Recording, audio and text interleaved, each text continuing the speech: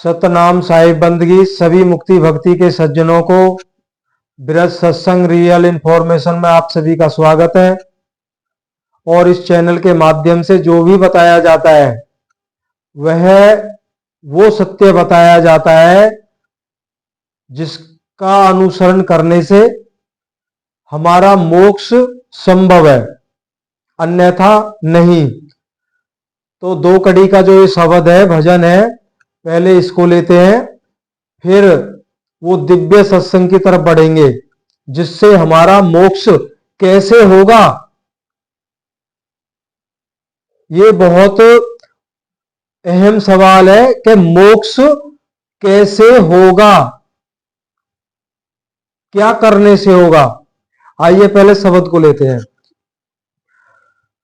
सतगुरु महल बनाया मेरे, सतगुरु महल बनाया मेरे, सतगुरु महल बनाया, प्रेम गिलावा दीन, साहिब दर्शन कारने, शब्द झरोखा कीन, साहिब दर्शन कारने, शब्द झरोखा कीन। अब देखो, केवल दो कड़ियों में साहिब ने वो ज्ञान, मोक्ष का संपूर्ण ज्ञान इसी में समावेश कर दिया है। कह रहे सतगुरु महल बनाया, प्रेम गिलावा दीन। गिलावा क्या कहते हैं? जो मिट्टी का गारा बनाते हैं हम। तो प्रेम के गारे से सतगुरु ने वो महल बनाया है, और उस महल में साहिब दर्शनकार ने उस परमात्मा का अगर साक्षात्कार करना चाहते हो, उनका उस विदेह स्वरूप का दर्शन करना चाहते हो, जिसको करने से आप उसी रूप में रूप समाना, आप उसी रूप में समा जाओगे। तो क्या कराया है उस घर के अंदर साहिब ने? शब्द झरोखा कीन। एक ऐसा शब्द स्वरूप झरोखा साहिब ने उस घर में बना दिया है।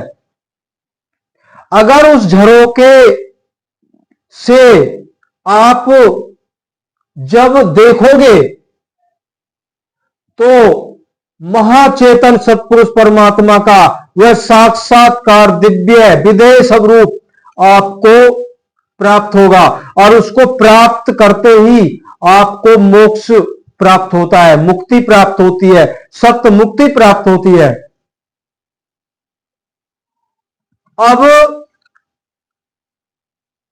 ये घर कौन सा है, इसको समझना बहुत जरूरी है। आगे का वृत्तांत नहीं समझ पाएंगे हम। सतगुरु महल बनाया, कौन सा महल बनाया सतगुरु ने? उसमें वो कौन सी सामग्री लगाई है? जैसे हम ईंट पत्थर डस्ट वगैरह सीमेंट जो मटेरियल लगाते हैं, तो साहिब ने उस घर को बनाने के लिए जिसमें गारा किसका बनाया है? प्रेम, प्रेम का गारा बनाया है सतगुरु कबीर साहिब ने। लेकिन महल को चिना किससे है? किसी ईंट से, पत्थर से, मिट्टी से, किससे चिना है? तो सतगुरु कबीर साहिब ने। हमारे सतगुरु कबीर साहिब क्या एक बहुत बड़े कारीगर हैं। हम ये समझने के लिए बोल रहे हैं, हम तब समझेंगे। वो जब हमारे पूर्व जन्मों के, करोड़ों जन्मों के हमारे पुण्य भक्ति के संस्कार जो हमारे हर जन्म में बने, किसी में ज्यादा किसी में कम, जब वो भक्ति रूप मैटेरियल इकट्ठा हो गया और इतना हो गया कि उस भक्ति स्वरूप मैटेरियल से, सामान से एक घर बन सके, तब सतगुरु ने दया करके हमारे पूर्व जन्मों की जो भक्ति का जो सामान स्वरूप था उसको इकट्ठा किया और नक्शा तैयार किया, संस्कार बनाए। तो उन संस्कारों रूपी नक्शा बना के तो कौन सा महल बनाया? तो ये दया करके हम पे ये मनुष्य चोला रूपी घर हमें बना के दे दिया।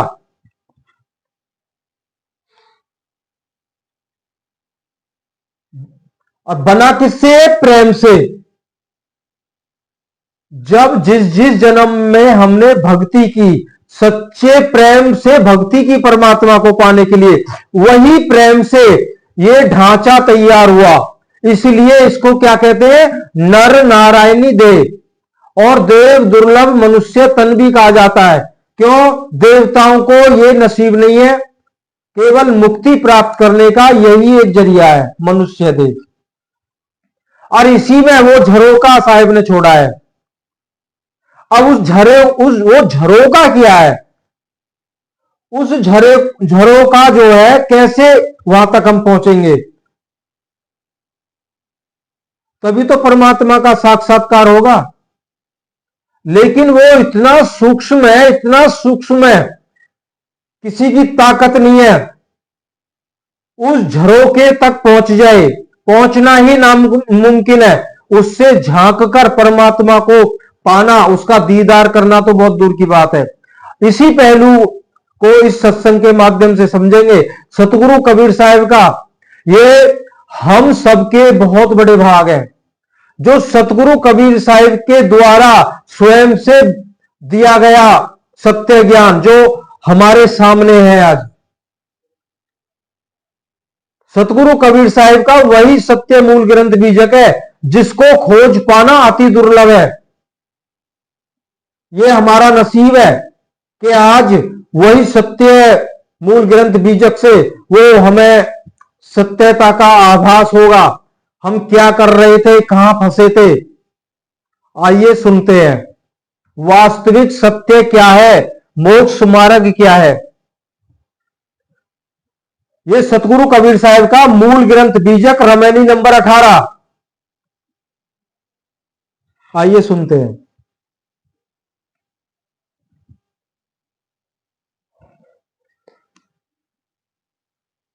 पांच लाइनों का शब्द है साहिब ने।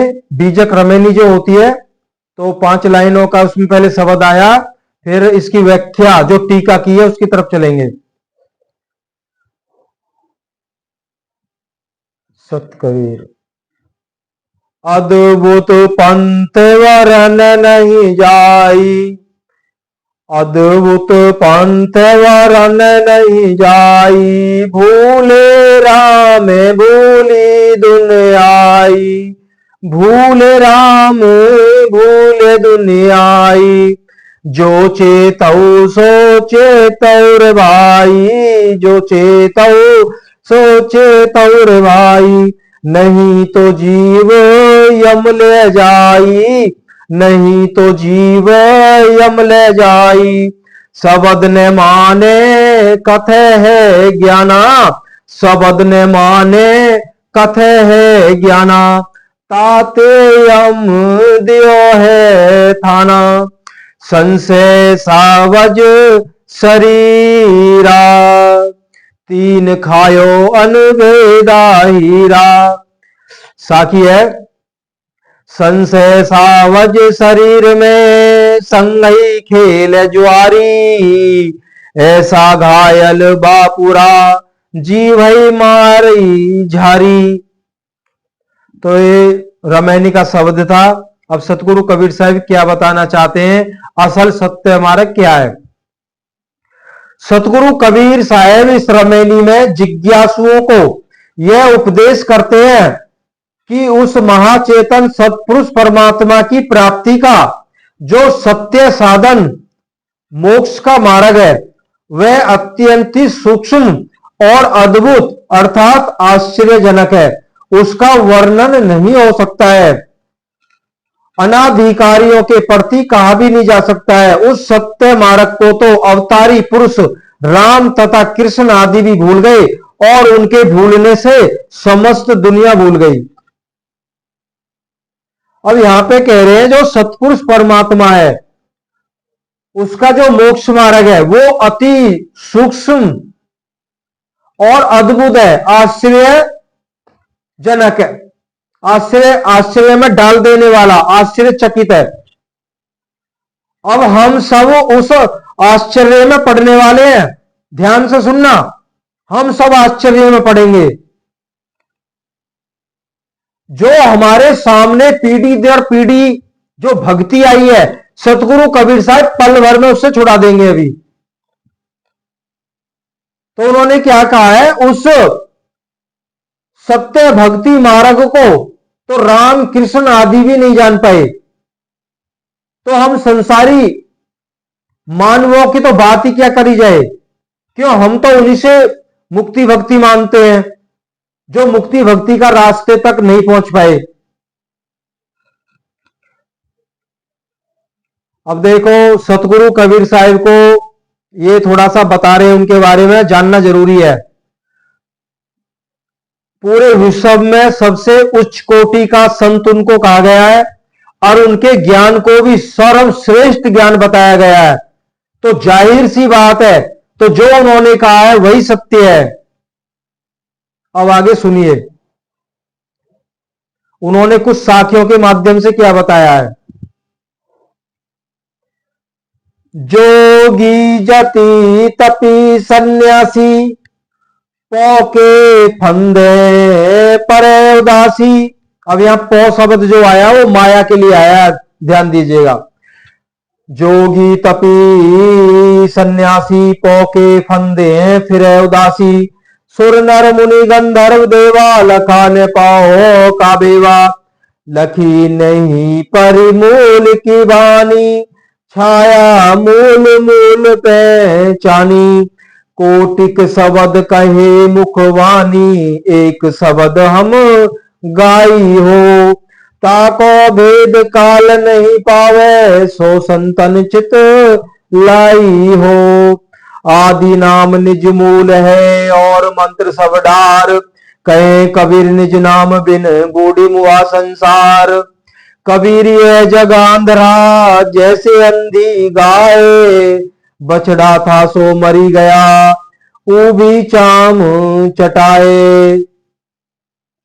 तो यहाँ पे संक्षिप्त में थोड़ा थोड़ा ले रहे हैं। जोगी जति तपी सन्यासी पोके फंदे फिरे उदासी, कह रहे जोगी जप तप योग साधना करने वाले सब माया के फंदे से नहीं बच पाए, और सुर नर मुनि गण गंधर्व देवा, सुर कहते हैं देवताओं को, देवता मनुष्य है, मुनि ऋषि तपस्वी गण गंधर्व समस्त देवता, लखा ने काऊ पौ का बेवा, किसी को भी उस माया का भेद समझ में नहीं पड़ा। लखी नहीं परिमूल की वाणी, छाया मूल मूल पहचानी, कह रहे उस मूल को तो जान ही नहीं पाया आज तक। कौन? परम पिता परमात्मा, उसकी छाया से ही लिपटे पड़े हैं। लखी नहीं परिमूल की वाणी, वो मूल शब्द, वह मूल मंत्र जिसके द्वारा मोक्ष होगा, वो तो किसी की समझ में ही नहीं आया। उसकी जो छाया है बस उसी से लिपट पड़े सब। मुझे माफ करना, मेरी मोटी भाषा है। कोटि शब्द कहे मुखबानी, एक शब्द हम गाइयो। सतगुरु कबीर साहब कह रहे हैं केवल हमने एक शब्द का वर्णन किया है जो मोक्ष दाता है, और यहां संसार में करोड़ों जंत्र मंत्रों की व्याख्या कर दी गई है, सब उसी में लिपटे पड़े हैं। ताको भेद काल नहीं पावे, सो संचित लाई हो, कह रहे हमने उस केवल एक शब्द को वर्णन किया था जिसका भेद स्वयं काल नहीं जानता। तुम उस भेद को तो समझ नहीं पाए। बड़े बड़े ज्ञानी महात्माओं ने, महापुरुषों ने अनंत स्वर व्यंजन संयुक्त बामन वर्ण अक्षर आदि में जो शब्द मंत्र थे, ओम सोम रारंकार इत्यादि, सब उन्हीं में लिपट पड़े और जन्म को हारते हारते गए, जा रहे हैं और जाते रहेंगे। साफ साफ सामने आ रहा है। हम सबने कई बार सुना है, लेकिन भाई गुरु की कृपा से तो ये शरीर मिला है, तो गुरु के उपदेश को मानेंगे। केवल सतगुरु की कृपा से मिला है, और वो सतगुरु कबीर साहिब है, और ये हमारे स्वयं के पुरुषार्थ करने से और साथ साथ में प्रार्थना करने से संभव हुआ है। तो ये हमारा निजी अधिकार है। सत्य क्या है, असत्य क्या है, दोनों पे विचार करना। गुरु ने जो बताया है क्या वो सत्य है या नहीं है, उसमें विचार करना, ये हमारा अधिकार है। बड़ी मुश्किल से जन्म मिला है, व्यर्थ न चला जाए, इसलिए विचार करना अति आवश्यक है। आगे साहिब कह रहे, आदि नाम निज मूल है और मंत्र सब डार। कह रहे जो मेरा आदि नाम है, जो सृष्टि नहीं थी तब भी था और आज भी है, आगे भी रहेगा, मेरा केवल वही सार शब्द था, और मंत्र सब डार। कह रहे मूल तो सार शब्द है, बाकी तो मूल रूप जो वृक्ष है और उस पर जितनी पत्ते तने शाखाएं, कह रहे वो सब मंत्र है, वो उन डार के समान है। हमें तो मूल को पकड़ना है। कहे कबीर निज नाम बिन बूढ़ हुआ संसार। कह रहे बगैर उस सार शब्द के पूरा संसार उस भवसागर में डूब के मर रहा है, बूढ़ हुआ संसार। कबीर ये जग अंधेरा जैसे अंधी गाय, बछड़ा था सो मरी गया ऊभी चाटन ऊभी चाम चटाए। देखो कितनी सुंदर वाणी है। कह रहे यह जग अंधा है, बिल्कुल अंधा है, कतई अंधा है, उस अंधी गाय की तरह अंधा है। जो गाय अंधी तो है, अंधी है, और उसका जो बछड़ा था वो मर गया। अब बिना बछड़े के वो दूध कैसे देगी? हम सब गांव में रहने वाले जो है वो अच्छी तरह से इस बात को समझ जाएंगे। तो हम क्या करते थे, आज तो राखना ही बंद कर दिया है, बाकी हमारे पास तो अभी भी गौ माता है, प्योर देसी गाय हम रखते हैं अपने पास, और वो इतनी सीधी है, बगैर बछड़े के भी मिल जाती है। क्यों मिलती है? वो हम बहुत ज्यादा प्रेम करती है। जहां हम बाहर जाएंगे, जहां बैठेंगे वो वहीं आ जाती है। क्यों? उसको प्रेम दिया गया है, बदले में वो भी प्रेम करती है। पैर तो उठा ही नहीं सकती है। माफ करना थोड़ा सा वो बीच में, देखो ये भी बातें जरूरी होती है करनी। अब देखो हमारी भी परीक्षाएं चलती रहती है। अब उसने बड़ा सुंदर प्यारा सा बछड़ा दिया है, बेचारा बिल्कुल अंधा है, बहुत बड़ा दुख का कारण है। हम इस बात को समझ गए ये बछड़ा अंधा क्यों आया है और क्यों हमारे ही घर में जन्म लिया है इसने। क्यों हम सत्य को बताते हैं और सत्य पर चलते हैं। तो परमात्मा हम समझ गए, मैंने कि परमात्मा शुक्र है आपका, जब तक मेरे शरीर में प्राण है ये मेरे ही साथ रहेगा।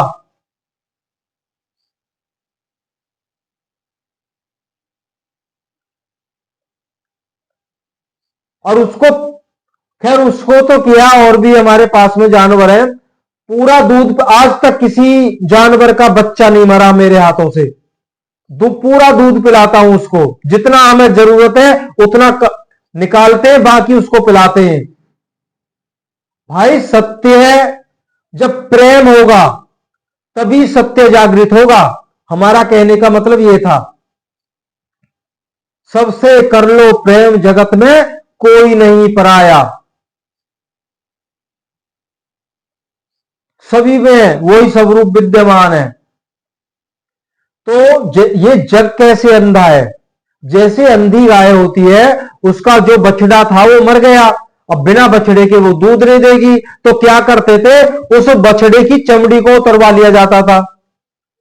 जो मरे हुए मवेशी पशुओं को उठा के ले जाते हैं जो लोग, कहीं दूर उनकी खाल को वो उतार लेते हैं, तो वो कुछ पैसे लेते हैं, जटे उस खाल में भूसा वगैरह भर के तो एक एक मतलब कि डुप्लीकेट बछड़ा बना देते हैं। अब अंधी गाय के आगे उसको रखा जाता है, तो अंधी गाय उसको कुछ सूझ नहीं रहा, वो सोचती मेरा बछड़ा है, जबकि वो मर चुका है, केवल उसकी खाल है, खाल के अंदर भूसा भरा पड़ा है, वो उसकी चमड़ी को ही चाटती रहती है, और जो मालिक होता है वो उसका दूध दो लेता है। ठीक इसी प्रकार हमारा विवेक जो है वो मन के द्वारा चुराया गया है। जो असल मुक्ति मार्ग, वो सच्चा नाम जो अखे है, नी अक्षर है, सार नाम है, सार शब्द है, वो तो सपने में भी उसका आभास नहीं हमें। हम अंधे हैं, हमारे सामने क्या परोस दिया गया है, वो भूस भर के ये सभी जंत्र मंत्र, साहिब ने तो 84 वो 96 पाखंड बताए, जो जोगी जंगम सेवड़ा सन्यासी दरवेश इन 6 भेषधारियों के द्वारा जो चलाए गए हैं।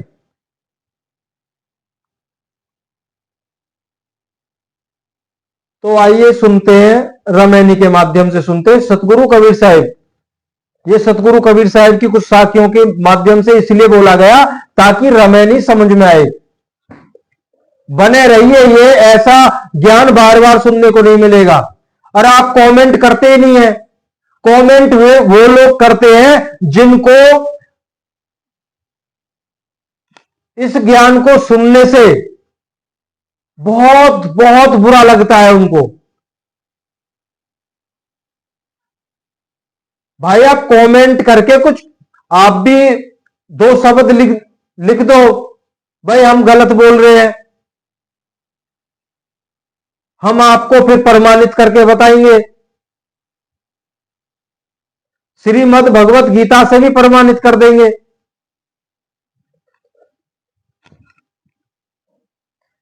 तो यहां पे इन साखियों को इसीलिए ले गया था कि अवतारी पुरुष राम तथा कृष्ण आदि भी भूल गए और उनके भूलने से समस्त दुनिया भूल गई। हे भाइयों, इस देव दुर्लभ मनुष्य देह को पाकर, अब ध्यान से सुनना, थोड़ी हम अर्थाएंगे कम, धीरे धीरे पढ़ रहे हैं, समय ज्यादा हो जाता है, इसलिए इतनी हमारे अंदर ताकत नहीं है हम 1 घंटा तवज्जो दे सके, तवज्जो देकर हम बैठ सके, ध्यान लगा के बैठ सके, नहीं बैठा जाता, नहीं ध्यान दिया जाता है। ज्यादा से ज्यादा 10, 15, 20 मिनट ही आदमी सुन पाता है आज के दौर में।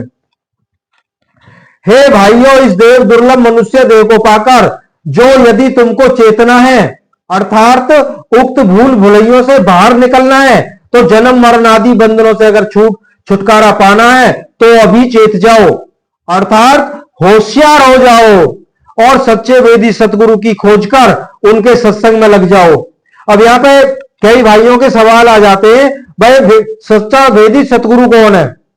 देखो, पहले आप सतगुरु का ज्ञान को सुनिए, ये ज्ञान ही आपका वेदी सतगुरु बनेगा, स्वयं के अंदर जागृत होगा। फिलहाल इतना ही बता देते हैं। कह रहे उस भेदी सतगुरु को खोजकर उनके सत उपदेशों को सुनने में लग जाओ, ग्रहण करने में लग जाओ, उनके सत्संग में लग जाओ, एवं अन्य सब सांप्रदायिक मत पंथों को छोड़कर, कह रहे सब कुछ छोड़ दो, ये निर्णय आपको करना है। सब कुछ छोड़कर एक सत्य मार्ग को पकड़ लो। यदि तुम ऐसा नहीं करोगे तो याद रखिए, तुम्हारे जीव अर्थात तुमको यमराज काल पुरुष निरंजन ले जाएगा और वह यम यातना भुगताएगा 84 में ले जाकर, 84 योनियों में अथवा अनेकों लोकों में भ्रमण कराएगा, फिर जन्म मरण आदि बंधनों से छुटकारा नहीं हो पाएगा। सतगुरु कहते हैं कि भूले हुए संसारी पक्षपाती लोग हमारे सत्य उपदेश को नहीं मानते हैं। जो लोग भूले हुए हैं, पक्षपाती हैं, वो मेरे सत्य उपदेश को नहीं मानते, सतगुरु कबीर साहब कह रहे हैं। इसलिए हमारे बीच सत्संग में लोग कमेंट करते हैं उल्टा सीधा। ये तो स्वाभाविक है, ये तो होता रहेगा। मेरे सत्य उपदेश को ना मानकर मनमाना मिथ्या झूठा ज्ञान कथन क्या करते हैं, अर्थात वे अपनी ही चतुराई दिखाकर सत्य उपदेश तर्क वितर्क क्या करते हैं। इसी से उनके हृदय में यम अर्थात काल पुरुष निरंजन ने अपना स्थान बना दिया है। वो ऐसा क्यों करते हैं? क्योंकि काल भगवान ने अपना स्थान बना लिया है उनके अंतःकरण में, वो ऐसा ही करेंगे। कह रहे बैठक बना दिए, बैठक दे दिया है उन लोगों ने, अर्थात दखल जमा लिया है, और संशय रूपी जंगली जानवर अर्थात शिकारी सबके हृदय में निवास करता है। ये हमारे विषय विकार है, मन है, इंद्रियां हैं।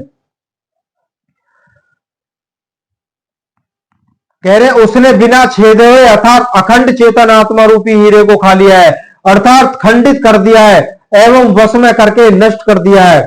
कह रहे उसने उस अनमोल हीरे को खंडित कर दिया है, उसमें छेद कर दिया है जो अखंडित था।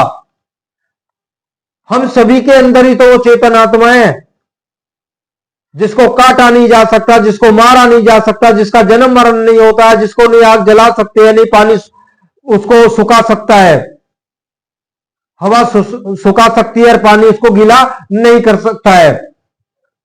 लेकिन वही आत्मा दर बदर भटक रही है इतनी चेतन होने के बावजूद। क्यों? वो असिद्ध, वो स्वयं को भूल गई है, वो असिद्ध जीव आत्मा कही जाती है, वो भूल गई है मैं कौन हूं।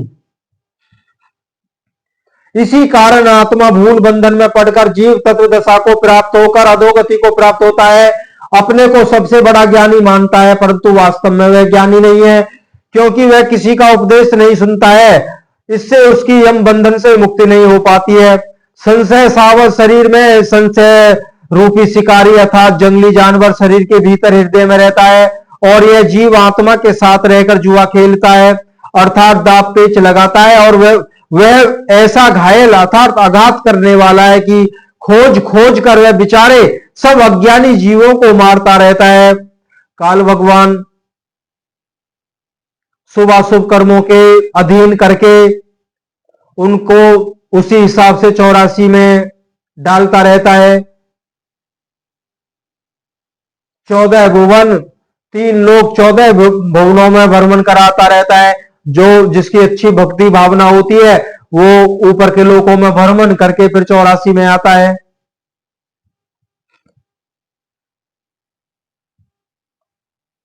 तो इसलिए सतगुरु कबीर साहब कहते हैं, हे सत्य के जिज्ञासु तुम सदैव सावधान रहो और तुम संशय रूपी घातक के चुंगल से छूटकर अपने को पृथक अलग करके स्वयं परिचय करते हुए सार शब्द परमात्मा में स्थिति कर जाओ, अन्यथा 84 में डाले जाओगे।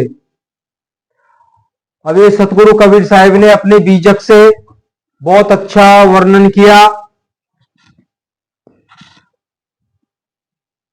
देखिए सतगुरु का जो महल था वो प्रेम विरह वैराग्य और त्याग इनसे बना हुआ है। इस शरीर के अंदर जब तक ये चीजें नहीं आएंगी तब तक इस शरीर में वह दिव्य झरोका, वो छिद्र जो अति सूक्ष्म है,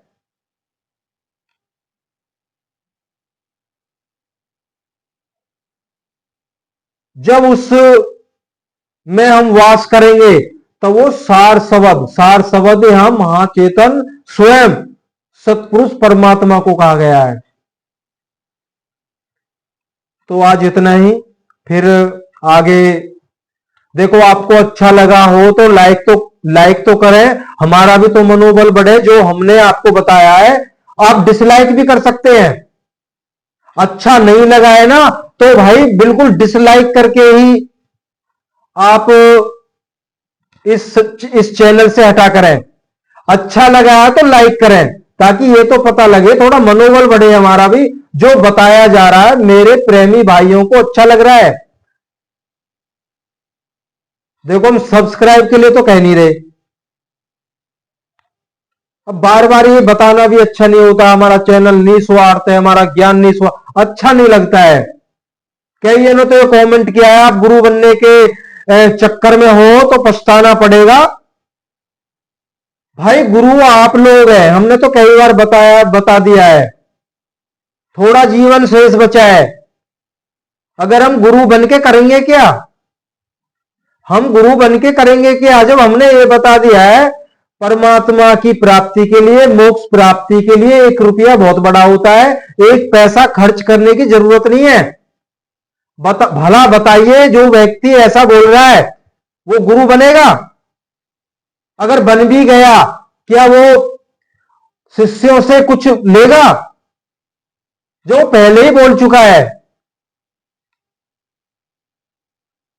गुरु का काम होता है अपनी अथाह जो पावर है वो अधिकारी शिष्य की झोली में डाल दी जाए और शिष्य से बदले में कुछ ना ले। अगर आप ऐसे हैं तो आ जाइए फिर सामने। भाई आप स्वयं मेहनत करते हैं, नौकरी करते हैं या कोई व्यापार करते हैं, या फिर आप स्वयं मेहनत करके खुद खाते हैं, औरों को खिलाते हैं, बताइए।